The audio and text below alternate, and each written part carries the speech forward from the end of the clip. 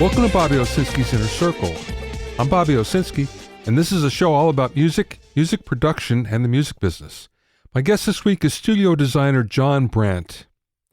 First of all, we keep on hearing about online concerts, and there are some artists that are fairly successful at it, except they usually don't get paid for it. Well, some artists do, though. BTS, the K-pop boy band, just had something called Bang Bang Con, and in it they had 756,000 concurrent paying customers from 107 different regions around the world. It's pretty amazing. Equivalent to 15 sold-out shows at 15,000 capacity stadiums. So basically they made more than $20 million from this 100-minute long show. They did 12 songs, and it was across 5 rooms and 2 stages. I think the cool thing is the viewers got a chance to watch this from any of 6 different screen angles. So in fact, they saw 6 screens. They can pick the one they wanted whenever they wanted. And that was kind of an added extra, and especially in something here where it's kind of static, this is the perfect interactive tool for an online concert. Now, there are a lot of artists that are out there doing live streams, and some, again, are really successful, and some have numbers that are somewhat similar, except they're not getting paid for it. So this is pretty amazing. It shows it can be done. I'm not so sure how many can do the same thing, but that being said, it is possible. You just have to have a huge following like BTS. Now, taking that in a different direction, Garth Brooks is about to do a drive-in tour. So in other words, he's going to do a concert, and it's going to be broadcast to 300 drive-ins across the country. He's charging $100 per car or truck, and they sold 50,000 tickets within the first 2 hours. So this is coming up later in a month. It should be interesting to see how that works. I think in theory it's really cool. The only problem is you're listening to inferior audio at the normal drive-in. So I'm not so sure how this will be received, but good for Garth Brooks for trying something different. So as we can see, there's a lot of things that are happening. Superstars are making money. Doesn't mean it's going to trickle down to everybody, though.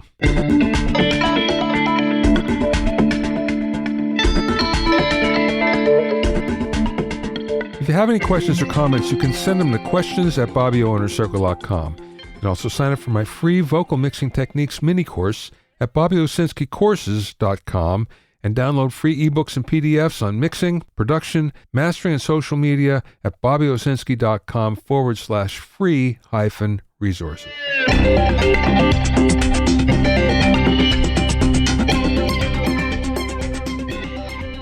I was reading an article the other day on Music Radar. It was by Scott Solita, and it was about the things that he didn't miss about studios.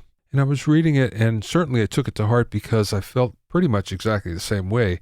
The first thing was cables. Take notice, in your home studio, you don't have many cables, at least compared to what we used to have in a particular studio. Now, I have a whole garage full of cables from my last studio, and I don't think I'm ever going to use them. I really don't want to get rid of them. The connectors are worth some money in themselves, but that being said, there's some cables out there that will probably never be used again. And this is something we don't have to deal with so much in the modern studio. Now, of course, it's different in a commercial studio, but we're talking about the typical studio that the average engineer or producer used to have. The other thing that we don't have to deal with and don't miss is noise. Now, again, once we're inside the box, it's a noiseless environment. And for those of you who never grew up in a real studio, one of the problems is there was always some noise gremlin for every session that occurred. Yeah, you'd have these mysterious noises that would come and go. You'd plug in a new piece of gear, and of course, there'd be a noise. You have to try to ground lift everything to get rid of it, and there was always a noise that you were chasing, and of course, we don't have that anymore. Noises from patch bays used to drive me crazy because patch bays, in fact, do get dirty, and you have to exercise them. Same with consoles, faders, switches.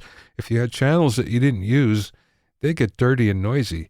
So in the box, we don't have to deal with that. Another thing is crawling behind racks. So you probably don't have a rack, or if you do, it's a very simple one in your studio.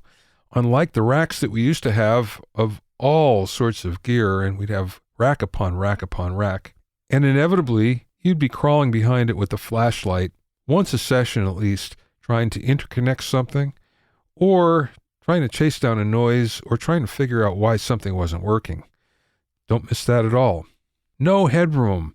Well, that was a problem in many cases, especially when we were trying to mix semi-pro with pro gear. Pro gear, usually there's plenty of headroom, but you tried to mix some of the other devices that became popular that were semi-pro, so to speak, and then you had all these headroom problems. And of course, we don't have any of that, if you know how to do it, in the box these days.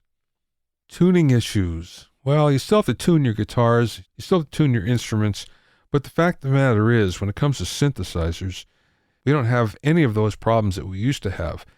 Oscillator drift used to be a major pain in the butt. So you would have your synth perfectly in tune, and next thing you know, an oscillator would drift and it would be out of tune. You'd have to go tune it up, and this would happen multiple times over the course of a session. We don't have to deal with that anymore, thank God. Maintenance. One of the things you don't realize about having a big studio is it requires maintenance. And that's on a regular basis because there's always something that needs to be fixed, especially when we're talking the analog domain. Digital domain is much more forgiving, but in the analog domain, there was always something that was failing, and when it fails, it costs you money. For those of us who lived through the tape days, I don't know how many of you actually look back with nostalgia on it. There was a lot of hassle, not to mention the costs involved, and just the hassles of playing around with tape were not that much fun. And again, it's easy now to look back, especially if you've never done it, and look back with some fondness and say, oh boy, I wish we went through that. Well, no, it's better now without it, believe me. Another thing you don't realize is the costs of owning a studio, especially one with the big console. Just the electricity and the air conditioning costs alone were enormous. One of the reasons why is big desks use a lot of power and they give off a lot of heat. You're paying for the power and all that heat you have to cool down somehow, so you're running air conditioning 24/7. Just the cost of that alone is too big a nut for many studios to even bother with these days. And finally, the limitations of analog. We don't have that anymore. If you need another track, it's really easy to dial up. If you need another 10 tracks, really easy to dial up. If you need another effects processor, well, no problem. Another reverb, no problem. Back in the day, we had limitations in all those because you only had so many reverbs, so many delays, so many limiters, so many processors. And if you go back to analog, we only had so many tracks. So today, it's so much better in so many ways. When I look back in those analog days, I'm glad I went through it. But the fact of the matter is, it's a whole lot better today than it's ever been. So appreciate what you have because it's very cool.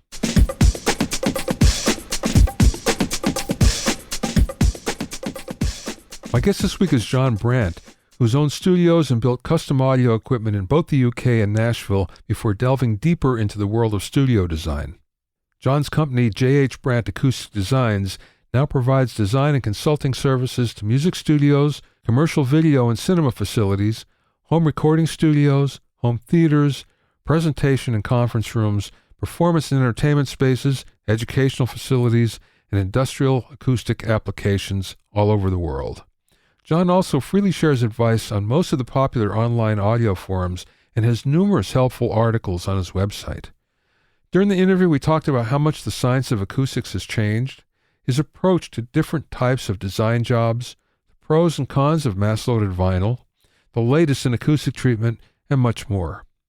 John also took me through a model of the ideal studio design, which is a real eye-opener. I spoke to John via Zoom from his home just outside of Jakarta, Indonesia. Let's start from the beginning, though, because I know you have a very interesting background.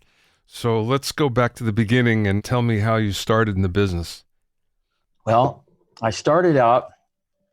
I really kicked it off when I started working as a roadie for Jeremy Spencer in Europe. Mm-hmm. I was his guitar roadie, and that was when was that? 74.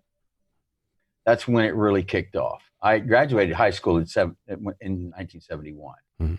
And I left high school. I was going to go to college and study music. Okay. But a band happened. Yeah. so, Funny how that works. Yeah. And I ended up in Chicago and then what was Ann Arbor, and then to Boston, and I started getting good at doing some mixing and stuff, and working with helping the band with the gear, and I knew what I was doing, or so they thought at the time. I didn't know what the heck I was doing. Yeah. As long as they're happy.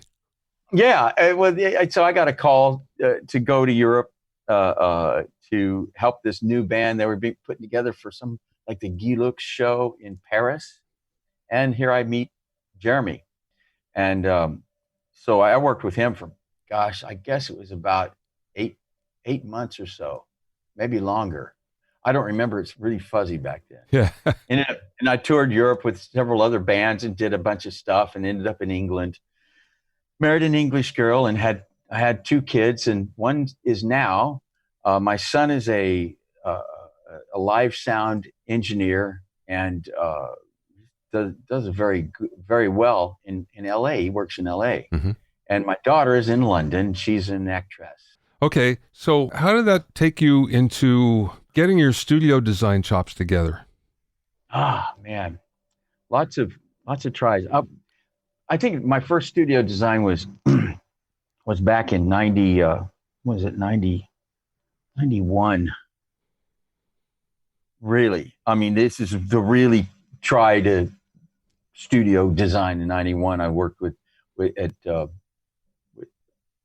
Byron Gallimore at Pride Music Group then, and turned in. He bought Charlie's place out and turned it into Song Garden, I think. Song Garden, something like that. I remember that, yeah. And then, so I helped him with that, and it's not very good.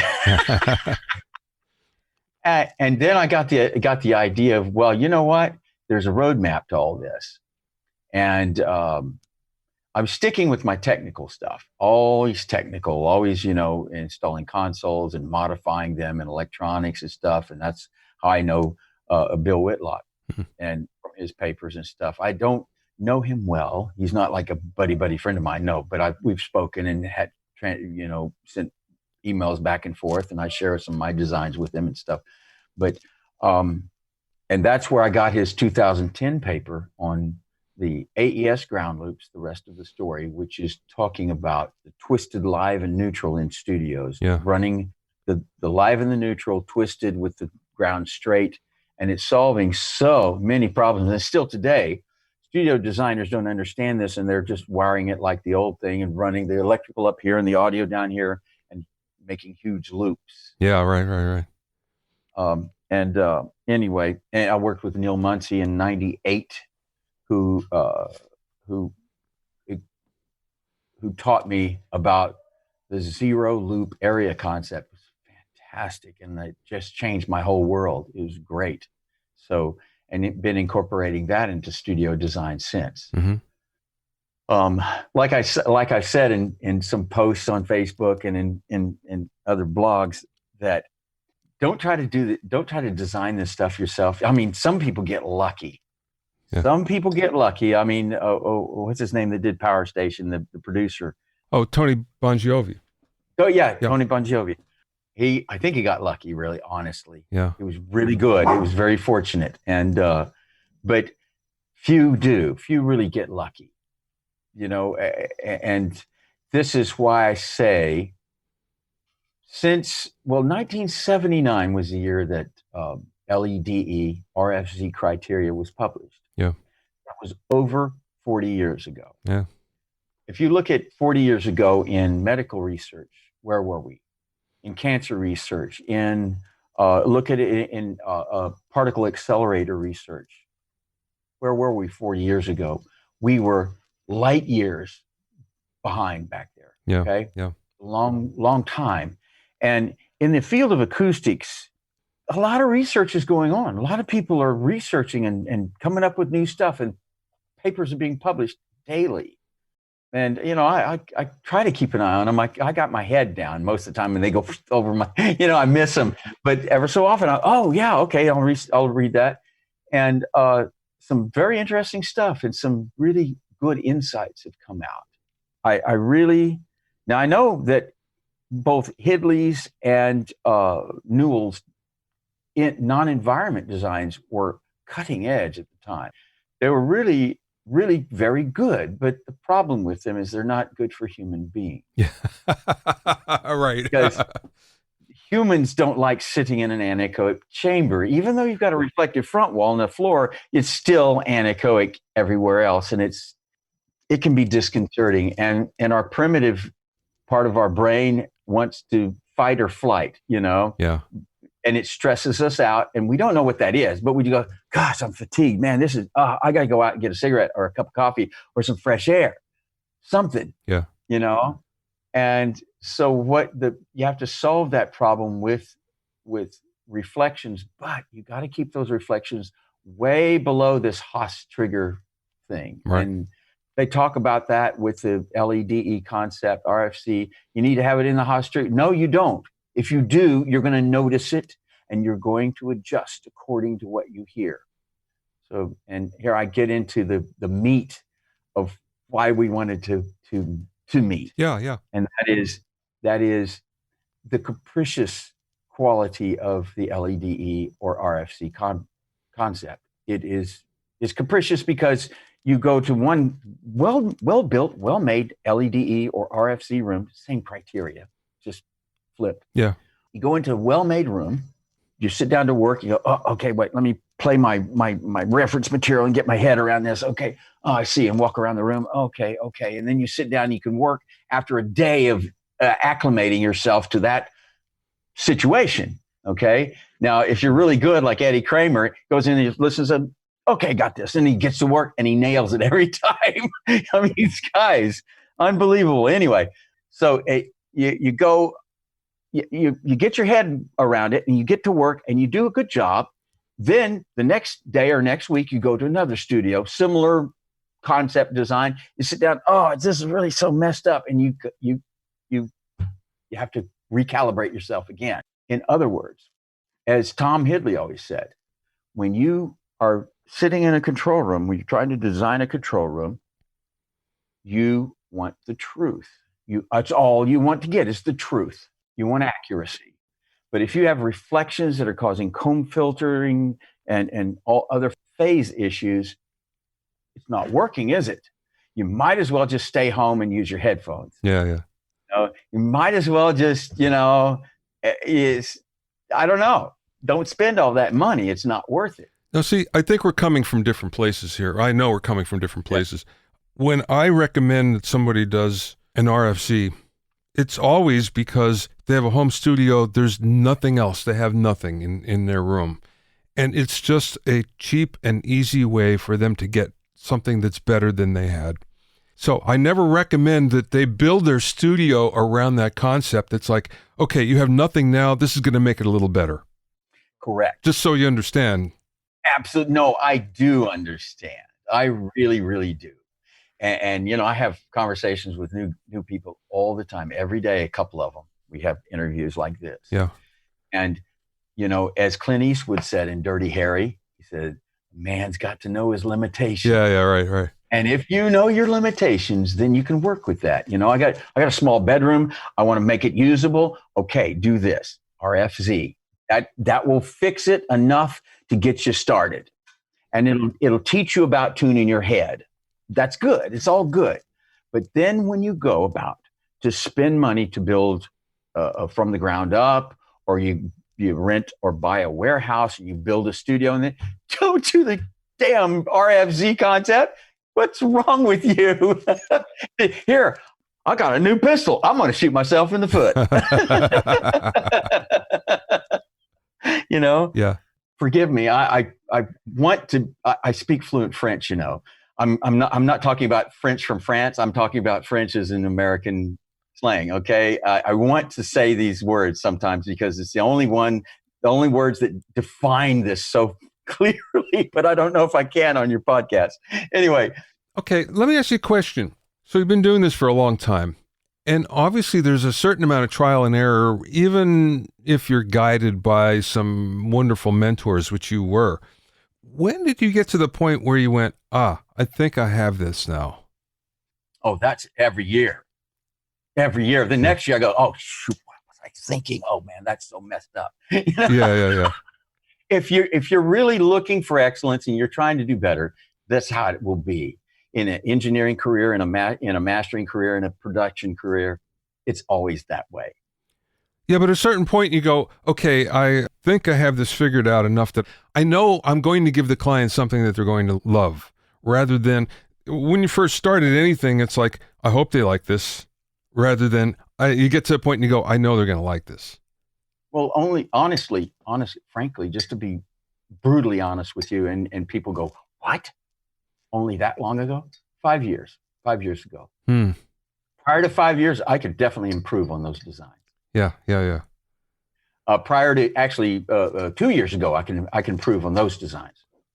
The math is all there, but there are some things, a lot of times you can figure, use your roadmap, you use your criteria, you do all your numbers and everything. There are things that will come up and get you that you didn't even think about. If the old philosophical trick of, well, what if you don't know that you don't know something? Yeah. How do you know if, it's like that. So eventually you'll figure it out, because one of your clients will go, hey, John, this it's not working, or why is this always, and you go, well, wait a minute, let me run the number. Oh, wait, did I miss this thing? Whatever it was, Yeah. And so you go and you figure again.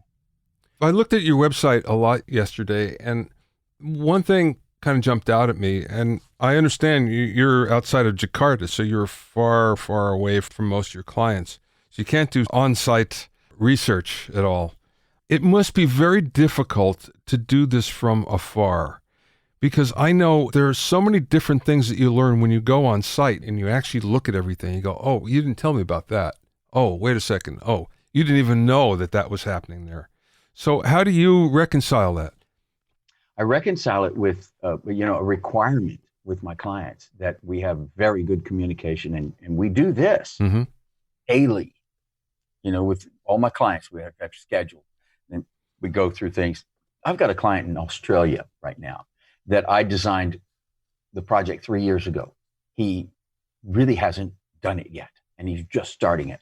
So I'm going to update his design and work through him. And what I do, we do a video walkthrough, and I say, wait, what's that? Show me that corner again. Okay, what'd you do there? I need to know, and I can find out. And the thing is, when you could do it too. You're experienced at hearing places and hearing the sound, and when you see a place, you go, oh, I know what that sounds like. Yeah. You kind of do, you have to have that experience in order, if you want to try to do what I do. You kind of have to have that experience behind you. You know what these things sound like. And it's funny, I'm old, and I've got tinnitus in both ears from too much rock and roll. And my wife and son are doing something, and I said, don't you hear that? There's somebody out? I said, what? Where? I don't hear it. And it's because of ear training, I guess. But I notice things, that they don't. It's funny. And they're younger, much younger than me. I'm curious. You're an American. You grew up in the United States. How did you get to Malaysia? Indonesia. Yeah. Jakarta, Indonesia. I met my wife 12 years ago. Come here, talking about a job here, a project, and met her at a hotel. She was working at the hotel, and we had a discussion. We just hit it off, and bam, we started writing to each other after I went back. 8 months later, I was back here, and I never left. Got it. We've been married 11 years now. Yeah. And we've got a 10-year-old daughter. So there you go. Yeah. This is wonderful. I owe everything to her, really, I do. I love that part of the world. I haven't been in Indonesia, but I recently went to Malaysia and Singapore and all through there, and it was really fascinating. I loved it a lot. It's fascinating, all right. There, there's some pros and cons. The pros are, believe it or not, they say that freedom is not so high on the list over here. Well, actually, it kind of is, because there's no police state here. They're afraid of people, which is good, and that you have a little more personal freedom. Two, you got the sea, and you got the tropical climate, and it's just gorgeous. And the people are kind and polite, even though they're not that way behind your back, but at least to your face they are. What you don't know won't hurt you, so it's okay. Yeah, exactly. Yeah, as long as you don't get in a dark alley without proper. Yeah, you have to. The thing is, I learned here, and this is way off our audio subject, but if you go traveling anywhere in the world, you have to, as an American, you have to remember you're not protected by nanny state anymore. Yeah. You have to be responsible. You are responsible for your actions and your choices. You go into a bad area, you might die. Yeah. Mm-hmm. Yeah. That's not their fault. It's not the country's fault. It's your fault. You have to use your head. You have to be smart, be responsible. Anyway. Okay. So I know you do a lot of different type of jobs, and I'm curious, is your approach generally the same to them all? I mean, the difference between doing a commercial studio and a home studio and a home theater and maybe a video post place, would your general approach be the same? It's really similar, very, very much the same. Okay, number one, soundproofing. The first thing I ask my clients are, how much soundproofing do you need? Because soundproofing is just keeping noise out and keeping your noise in. Right. And we need a number for that, a standardized number. And so sometimes I'll have them do some testing, or hire a local person to come in there and do a suite of field transmission loss, FTL testing. Mm-hmm. Or they can do it with REW. You can do it if you know the procedure. So I talk them through it. I charge extra for this, but I talk them through the procedure and run the sweeps, and then send me the data, and I'll do the ASTM, the STC curve and charts for them. Yeah. And so that's number one. You assess your situation. You find out what your noise criteria is in the area, and then we meet or exceed that. That's number one. No matter it's a home studio or a professional facility, because you don't want to be bothering your neighbor. If you're doing a bedroom studio, like if you're upstairs, you can do a mix room, but you can't do a little tracking room upstairs unless you float the floor. And if you float the floor on U-boats, it's not going to work. You might as well just put down some Regupol, which is an impact flooring, and that's it. It doesn't float your floor. I'm sorry, I'm getting off track. In isolation, and then you have your ventilation. Now, once you get it isolated and sealed, you got a sealed room, you close that door, it's airtight. You have to exchange the air, or else people will fall over. Absolutely. The requirement is, this is the standardized requirement, 15 cubic feet per minute per person, or half a cubic meter per minute per person, mm-hmm. wherever you are, whatever system works best for you. But you've got to have that. If you go in and close that door and you don't have ventilation, it's like the Wicked Witch of the West with Dorothy up in the tower, and she turns the hourglass over and says, "See that? That's how long you've got to be alive." Yeah, and right. It's not long, my pretty. So, you have to have fresh air. And I've heard that oxygen is really required for creativity. It's also required for life. Yeah. Oh, why are you talking about isolation? It seems to be such a brute force system to overcome that. Really, what we're talking about is mass to overcome it. Now, number one is mass. Yes. Okay, number one is mass. I see things here and there about new materials that are making that easier, rather than going through cinder block walls and whatever, or 3 layers of gypsum board or whatever. What have you seen that, or used for that matter, that helps improve that in a more modern way? Okay. Green glue can help. Mm-hmm. It's a CLDM, constrained layer damping material. And now there are some other CLDMs that are available. There's one here, what's it called? Something 30. Anyway, it's a mixed thing in a bucket, and you trowel it on. Similar stuff. Same thing they use on aircraft. You know, they sandwich the aluminum panels together, and it really attenuates the sound. That's good stuff. Sometimes, though, it's not worth it. Depends on your situation. You have to, add up all the factors. And usually, honestly, I still go with standard building materials. I haven't found any magic product to solve the problem. The best thing to use is fire rated gypsum board. Get the heaviest, densest stuff you can find. Now, heavy and dense, that's per thickness. Okay. Yeah. If you get it, well, this is heavier and denser. It's 2 inches thick. Well, how are you going to put it up? Yeah. Right. Just get the regular fire rated stuff and stack it to the thickness that's required without any air gaps. Now, that's a mass. And then you have seal. You have to seal your all around the perimeter with a flexible caulk. So, it doesn't break open, because buildings move. They move every day. The sun comes up, they grow. The sun goes down, they shrink.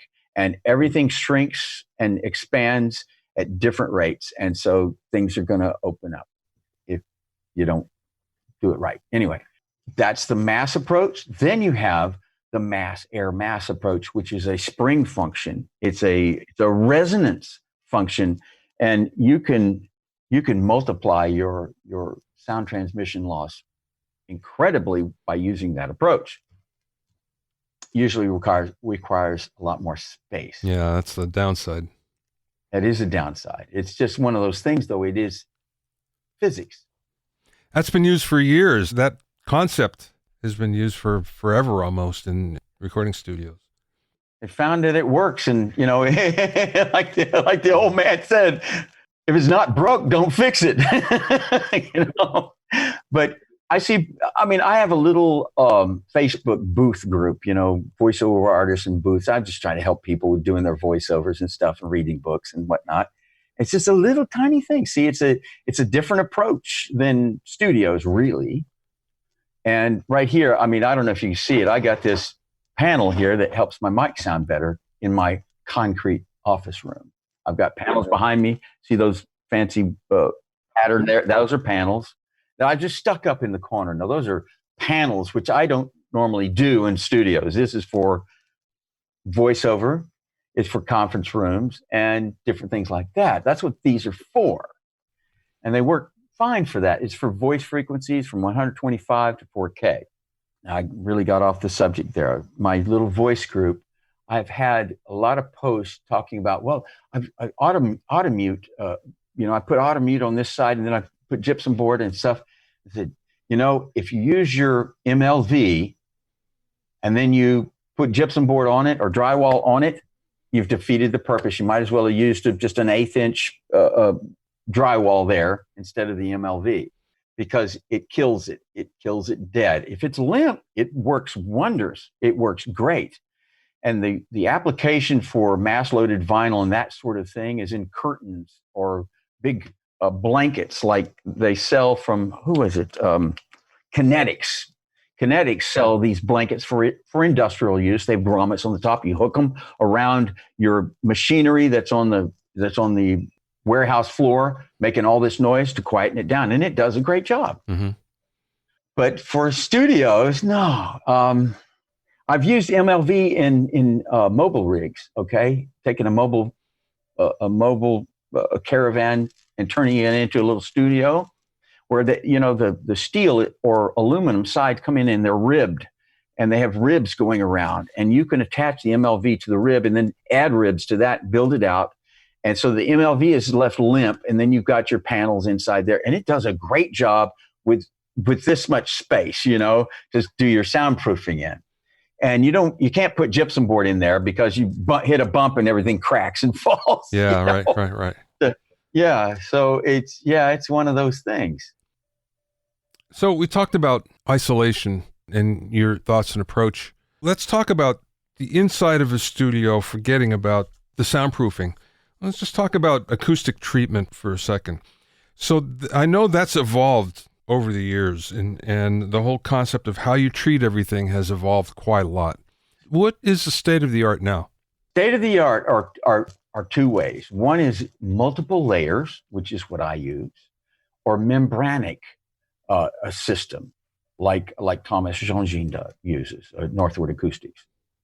I will go with the easier to build stuff as much as possible because I don't like seeing my clients losing money or going in the hole to build this thing. And you can build $1 million studio that only costs you, $50,000. You can do it.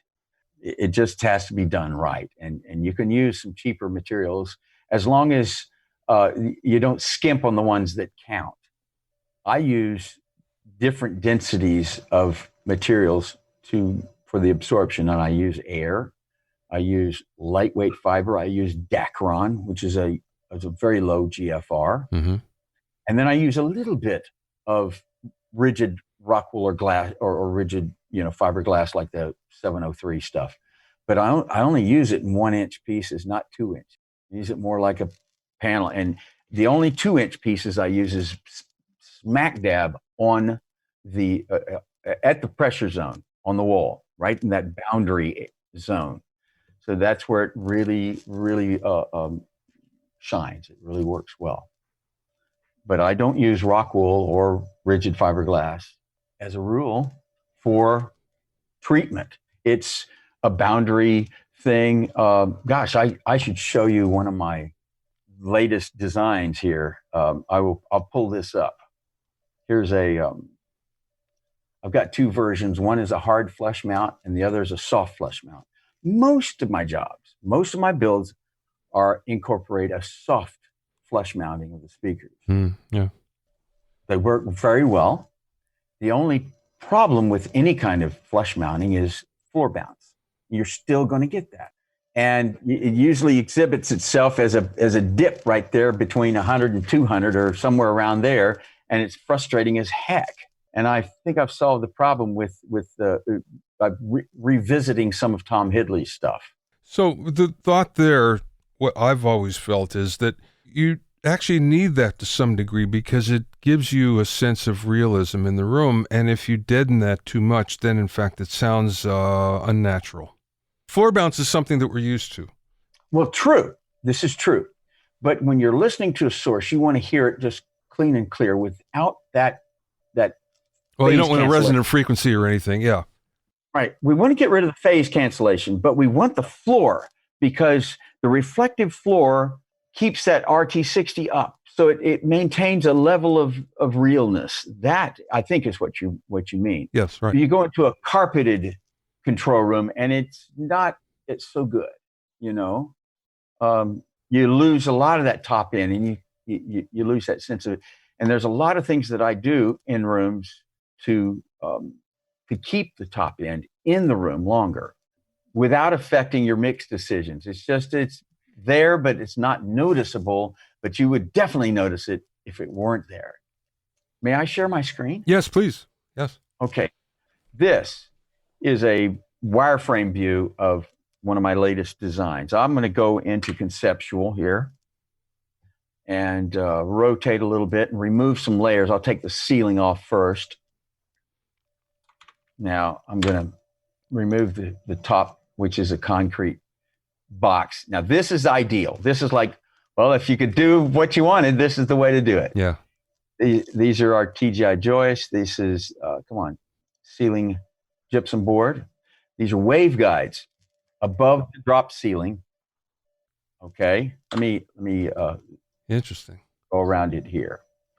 They are each one of them is pointing at the woofer of the speakers. Okay. When a speaker reproduces, it produces a sphere of energy that goes out omnidirectionally, flows out from it like a bubble. Mm-hmm. And so this will take that bubble and shift it and bounce it towards the ceiling and run it through the fiber many more times than it would ordinarily. Now, above this drop ceiling, as I remove hide the waveguides. Above this, there's about this much lightweight, fluffy fiberglass.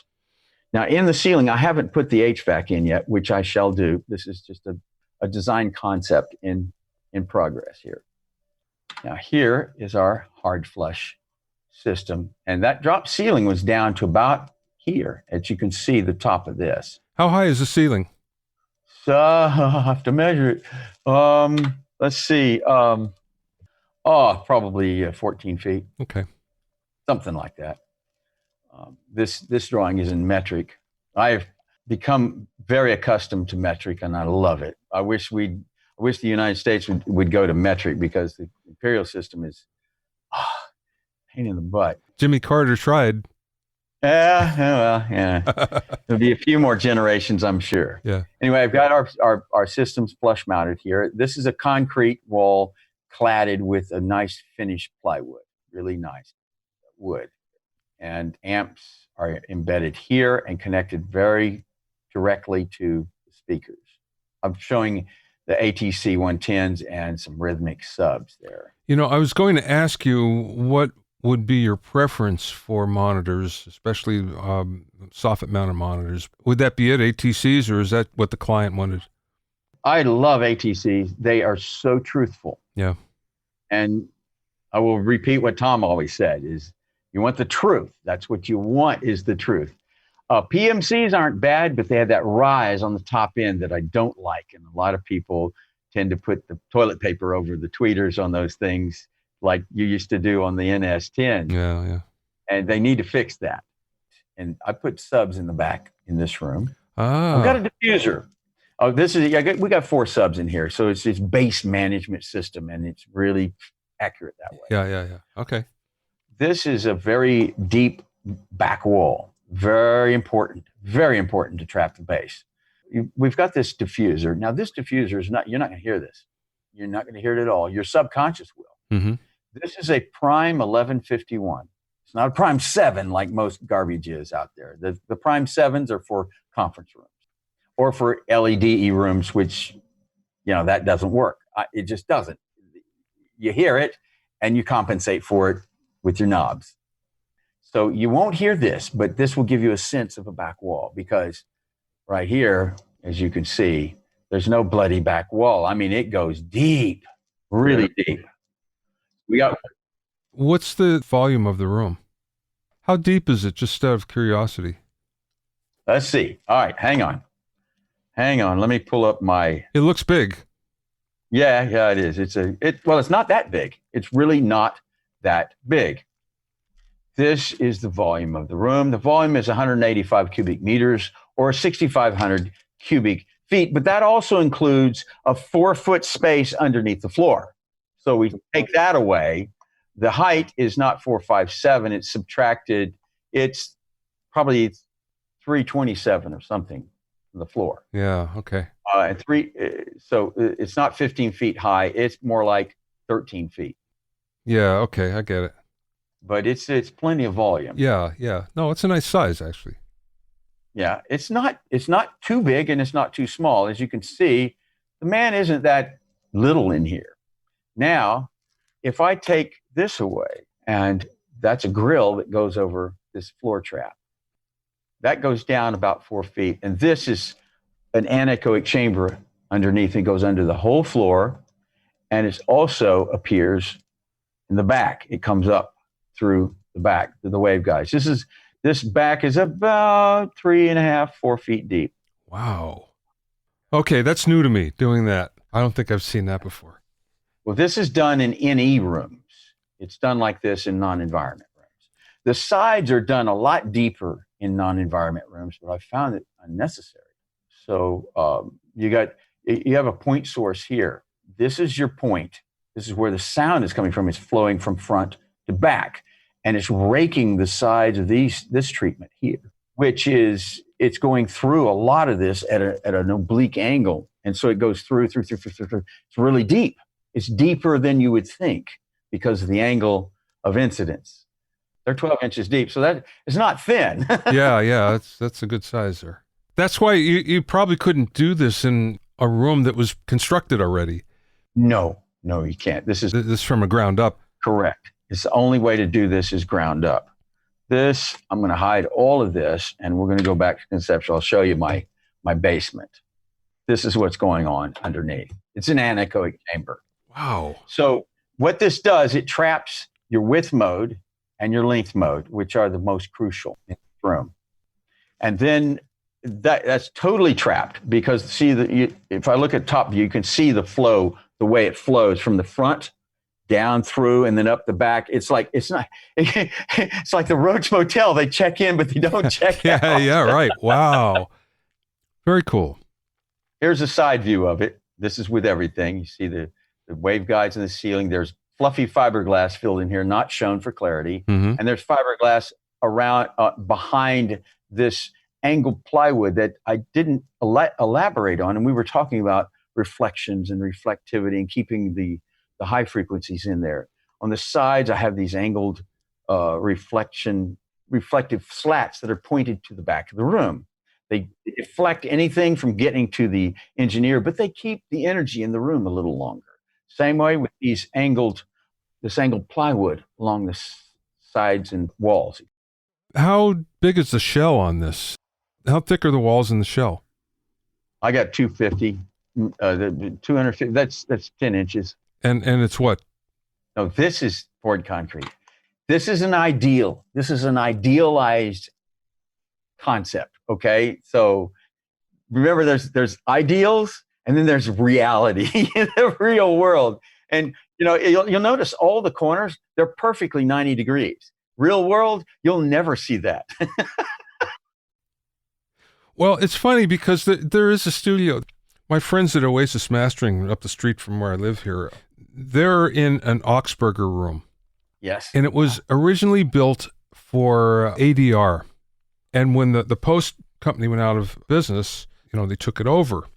So one day, the owner, Eddie Schreier, took me upstairs to look down over the top to see how this thing was built. And the interesting thing is it's in the flight path of Burbank Airport. Uh-huh. So it has to be quiet. And it is. It's dead quiet because it's pretty much the same as what you're talking about. It's the same shell that they had. It works. It really works. Has to be, Remember Jim Carrey in Liar, Liar? He was telling the judge he had to go to the bathroom, and he was saying it could give you problems and maybe cause cancer and stuff if you held it and stuff. And he says, and the judge says, "Is that true?" And he says, "It has to be," because right. He couldn't lie, So we have to do it like that until we come up with something that's tested and proven to work better. Absolutely. I would really like to see something come out that's tested and works better than this because that's cheaper to build. Oh my goodness. Yes, please.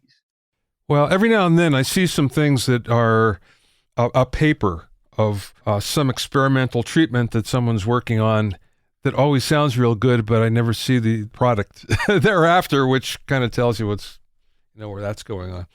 Okay, so let's go someplace else for a second. So what was the biggest mistake you ever made?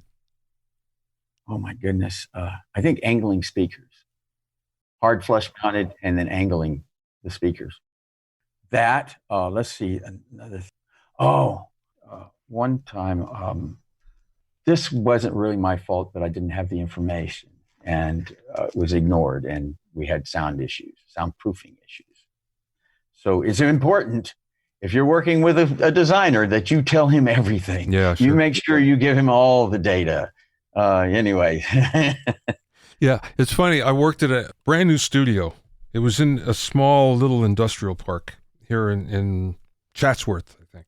It worked great until nobody understood that there was a metal worker on the other side of the complex who had a metal press.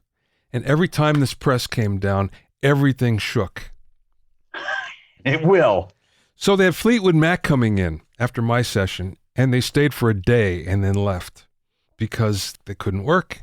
So eventually what they had to do is go to the guy and pay to float the floor under the press. Exactly. And that's the cheapest way, actually. That's what I always suggest to my clients.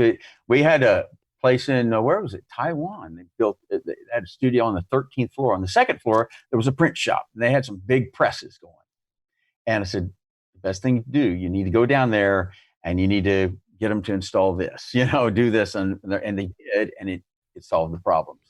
If you got kids running upstairs and the thumping is getting in your studio, and that's all the problem. They don't mind hearing your music, but it's the kids thumping running around in the living room that's a problem. Yeah. Get some Regupol, put it down on the floor, put the flooring on top of that, and impact. That's the easiest way to fix it, rather than build a room in a room. Yeah, fix the source. Yeah. Last question, John. What is the best piece of business advice that maybe somebody imparted to you or you learned along the way? I don't know if it's business advice, but this is something I tell everyone, and I think it's very important. The first thing is don't get into debt if you can help it. But the number one thing is do what you love. Do what you love, because I was born like this. I was a little kid. I was doing this kind of thing. And it's what I've always wanted to do. So I followed that. I didn't listen to my dad when he said, music business? Oh, John, come on. You need to get a real job, but I followed my heart. And you know what? It's not about, how you get good at something? Practice. It's not talent. It's not natural. It's practice.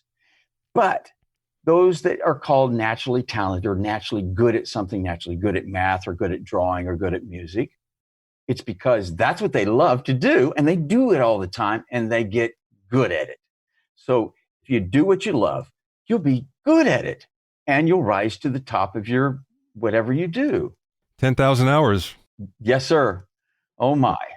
You can find out more about John and his designs and find some great tools and resources at JHBrandt.com. JHBrandt, that's JHBrandt, all one word, .com. Thanks for listening and being in my inner circle. Remember, if you have any questions or comments, you can send them to questions@BobbyOInnerCircle.com. To listen to other episodes of Bobby Owsinski's Inner Circle, go to BobbyOwsinski.com, select the podcast tab, or go to BobbyOInnerCircle.com, or you can find it on iTunes, Stitcher, Mixcloud, Google Play, Google Podcasts, Spotify, Deezer, TuneIn Radio, Radio Public, and Podbean. At BobbyOwsinski.com and BobbyOInnerCircle.com, you'll also find a sign-in form for my newsletter and for alerts for new podcasts. This is Bobby Owsinski. I will see you next time.